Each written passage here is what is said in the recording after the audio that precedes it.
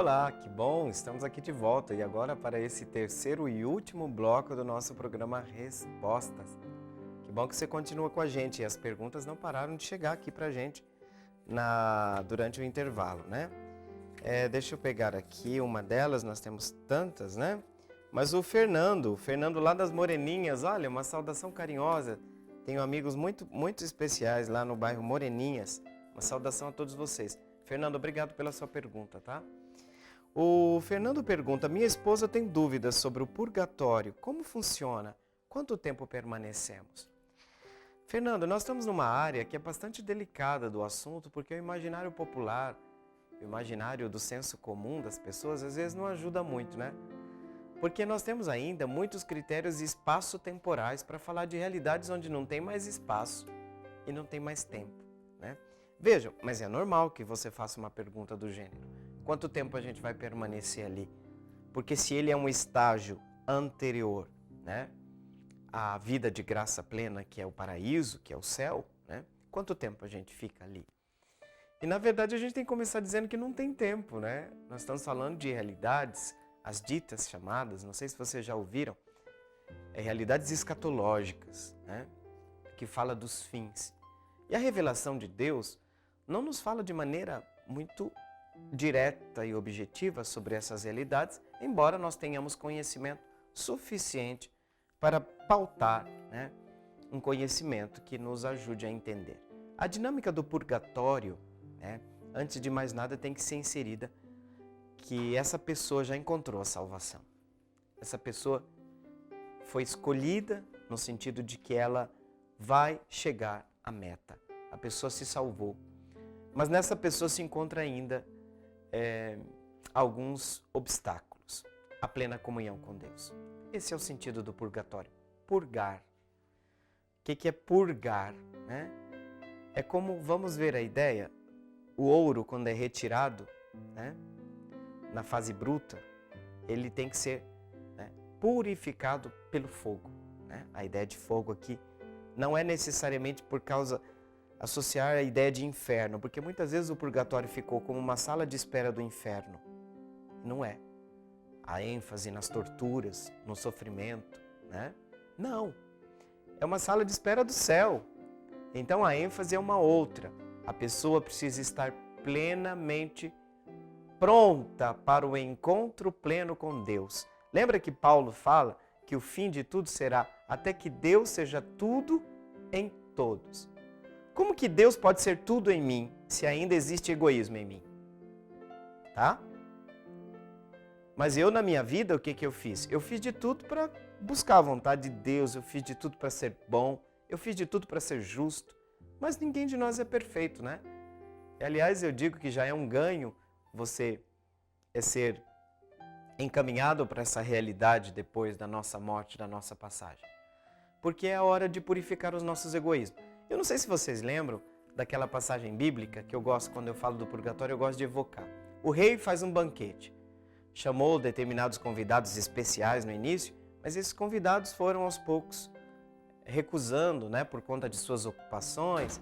Enfim, depois se passa uma segunda vez, o rei manda buscar todas as pessoas os mensageiros, seus empregados, a buscar todas as pessoas que se encontram pelas estradas.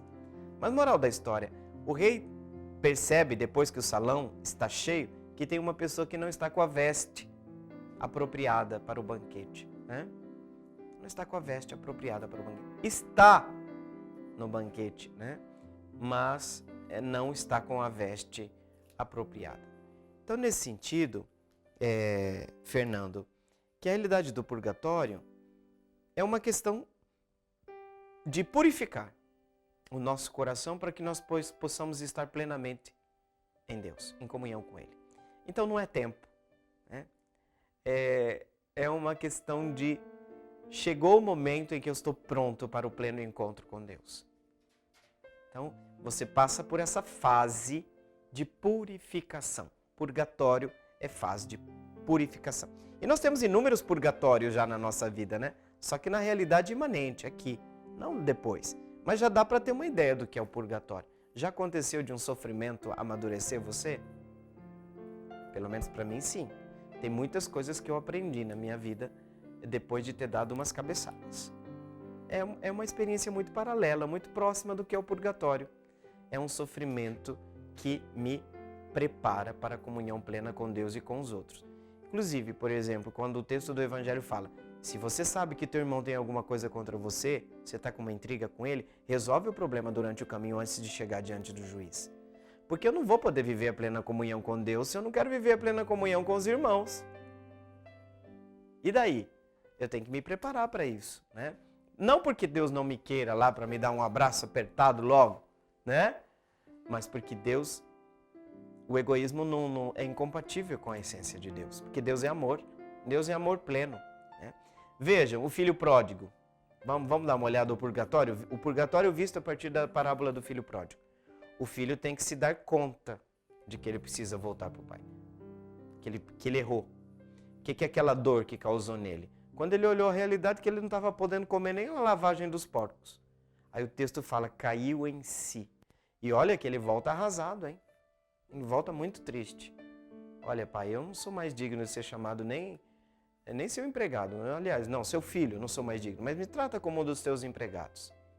Veja, a fase do purgatório é essa. A pessoa volta para Deus, mas ela está ainda com o coração não preparado para a plena comunhão com Ele. E aí o purgatório, essa é a realidade.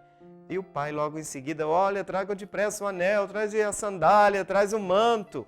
O que significa esse anel? A restituição plena da dignidade filial, né? Volta, meu filho, você é meu filho, né? É isso. Não tem tempo, é a experiência que a pessoa faz. Mas e por que a gente reza então pelas almas do purgatório? Para que o coração das pessoas, né? Para que esse processo de purificação seja pleno, né?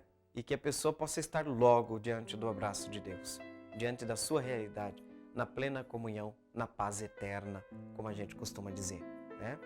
Então é isso, Fernando. Tem muitas inúmeras realidades nesse mundo que são paralelas, que a gente pode comparar com a realidade do purgatório, né? Quando se trata de sofrimentos que ajudam a gente a amadurecer, a ser menos egoísta, a pensar mais nos outros, né? A ser mais solidário. E às vezes isso não acontece de maneira tranquila na nossa vida. Às vezes nós precisamos passar por uma situação constrangedora, de sofrimento, e aí nos tornamos pessoas melhores. Isso é verdade. Às vezes nossas cicatrizes nos ajudam a sermos mais humanos. E nesse sentido mais santos. Então é isso, Fernando. Por enquanto é isso que eu posso dizer para você e eu espero que isso tenha ajudado para você ajudar a sua esposa então a fazer o seu caminho, né? E nós vamos então agora para a próxima pergunta. A pergunta, deixa eu ver aqui. Essa pergunta era anterior, acho que eu vou ter que ir para ela logo, né? Não adianta ficar correndo não, né? Olha a pergunta da Fabiana. Por que isso aqui acontece, gente? Acontece dentro das comunidades, não vamos se escandalizar com a pergunta da Fabiana, não. Mas acontece. A Fabiana é lá do bairro Tiradentes, tá? A Fabiana diz o seguinte, com muita sinceridade, ela diz que eu briguei com o padre da minha comunidade e agora não vou mais à missa. Sinto-me constrangida. Nas homilias ele só acusa o povo, a comunidade. Não gosto. Melhor eu mudar de igreja? Fabiana. Agora aqui eu não sei se é Fabiana ou Fabiano. O A, o O, mas eu acho que é um O aqui, tá? Eu vou reformular aqui. Fabiano. Olha, por incrível que pareça, isso pode acontecer e nós não podemos pensar que os nossos padres sejam pessoas plenamente integradas, né? Não. Nós temos muitos padres que não têm uma maturidade, digamos assim, suficiente para o peso do ministério, né? São os limites, as fraquezas, né? Eu também já errei muito na minha vida como padre, tá? Admito. Né? Hoje eu vou fazer quase 20 anos e eu digo que eu aprendi muita coisa também com os erros, né? E nesse sentido a gente precisa o quê? Ter uma compreensão, né, deste ministro, que pode ser realmente, Fabiano, que você tenha toda a razão, né? Que o padre esteja... O que seria muito lamentável, né? Que um padre usasse a homilia para fazer uma acusação direta. Isso é algo antiético, para não dizer anticristão. Se isso está acontecendo, né, você tem que conversar com esse padre. E se não resolver com ele, você tem que procurar outras instâncias, tá? Você tem que procurar outras instâncias. Porque a homilia jamais pode ser usada, até porque é extremamente injusto. Eu estou com o microfone e você está lá sentado sem... Quer dizer, nunca o padre numa homilia, isso a gente tem desde o seminário como formação, nunca usar a homilia para atacar pessoalmente alguém. Quer dizer, isso é sinal de extrema imaturidade do ministro, né? Mas agora, seu pai, sua mãe, né, tem defeitos? Tem. Como que você faz para ajudar seu pai e sua mãe? Não é de qualquer jeito, não é falando mal do padre. É seguir o caminho do evangelho, né? Ir no conselho, conversar com o padre, né? Se ele se fecha plenamente a essa correção fraterna, por que o padre não pode ser corrigido também, gente? Onde está escrito que padre não erra? Então a gente tem que parar de idealizar as pessoas, né? E tem padre que parece que gosta de estar numa redominha de vidro, né? Protege, né? Mas não é real. Aquilo é... Aos poucos as pessoas percebem por causa da imaturidade. Por quê? Eu vim da minha família com os defeitos que eu tinha lá. O seminário melhorou algumas coisas? Sim, mas nem tudo. Estamos a caminho. Mas a questão é como você exorta o seu padre. Essa é a questão que você tem que tomar cuidado. Por quê? Não é só atacar uma pessoa, mas é uma pessoa que faz parte, é uma coluna de uma comunidade. Então você tem que tomar cuidado para quê? Para não escandalizar os demais, os mais frágeis na fé. Então eu acho que, Fabiano, você tem que tentar resolver essa situação, mas não se afastar da igreja. Hoje em dia muitas pessoas optam por caminhos muito mais simples, né? Vão para uma outra paróquia, porque em se tratando de uma metrópole, de uma cidade onde tem várias comunidades, procuram outras comunidades. Isso pode acontecer, tá? Se de repente você não encontra mais paz aí na sua comunidade, se o diálogo com o padre se tornou impossível, eu infelizmente vou ter que te dizer, infelizmente, tá? Não tô dizendo isso com alegria, não. Vai procurar uma outra comunidade, mas não mudar de religião, de igreja, tá? Porque a nossa igreja, com todos os defeitos que nós temos, não pensemos que as outras sejam melhores ou que não tenham problemas também, tá? E aqui nós precisamos ter muita maturidade para ajudar esse sacerdote, né? Para ajudar essa comunidade, pensar no bem comum da comunidade. Mas se não tiver jeito, aí você vai ter que procurar uma outra paróquia, uma comunidade vizinha, né? Mas também eu estou dizendo, se a situação fica assim, tão expressa publicamente, aí você tem que se defender, tá? Você tem direito à defesa. Se o padre, por exemplo, cita nomes numa homilia, uma coisa gravíssima, você tem direito de se defender, tá? E tem até, nós temos um tribunal eclesiástico dentro de Campo Grande, né? Você sabe que o leigo, ele tem direitos também?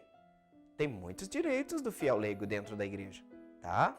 E ser humilhado publicamente, o padre não tem esse direito de humilhar publicamente uma pessoa, ainda mais na hora da homilia.